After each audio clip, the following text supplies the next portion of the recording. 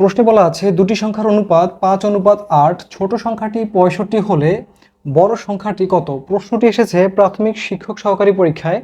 তো যেহেতু আমাদের ছোট সংখ্যাটির মান দেওয়া আছে, আমরা অনুপাতগুলোকে এক্স আকারে ধরে নিব। অর্থাৎ যেহেতু 5 দেওয়া আছে, আমরা এটাকে ধরে নিব 5x, এবং এটা দেওয়া আছে যেহেতু 8, এটাকে ধরে নিব আমরা 8x। ঠিক আছে। তো এখন যেহেতু আমাদের ছোট সংখ্যাটার মান দেওয়া আছে, এই দুইটার মধ্যে ছোট হচ্ছে 5, তাহলে 5x এর মান দেওয়া আছে 65। আমরা এখানে লিখতে পারি 5x = 65। তাহলে এখান থেকে আমরা x এর মানটা যদি বের করি, 5টা ভাগাকারে চলে আসবে। তাহলে সুতরাং x এর মানটা পাইলাম 65কে 5 দিয়ে ভাগ করলে 13, 5 13 65। আমরা x এর মানটা পেয়ে গেলাম। আমাদের বের করতে বলছে বড় সংখ্যা, তাহলে বড় সংখ্যা হচ্ছে কত, 8x। তাহলে 8x সমান হবে, এখানে 8 বসাই দিলাম, x এর মান পেলাম 13, 13 গুণ হবে, তাহলে 8 13 104। তার মানে এই প্রশ্নের উত্তর হচ্ছে 104। যদি অঙ্কটা বুঝে থাকো তাহলে এই অঙ্কটা হচ্ছে তোমাদের জন্য হোমওয়ার্ক। তাহলে বলো দেখি এই প্রশ্নের উত্তরটা কত হবে।